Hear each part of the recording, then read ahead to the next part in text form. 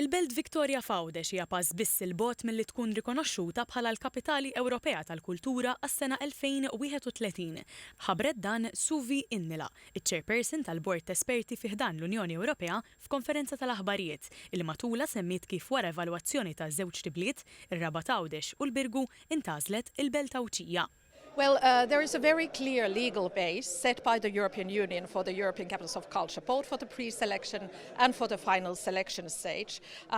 We have to evaluate and only evaluate the bids that we get from the cities and presentations that they gave us yesterday, and then also the Q&A sessions where we get to ask a lot of questions from the cities. And this is the information where we base our evaluation. Spjegat li x-xogħol ma jintemx hawn u li l-pass li jmiss huwa rapport komprensiv bil-konklużjonijiet u rakkomandazzjonijiet kollha. Dan se jiġi ppubblikat fil-bidu ta' Diċembru.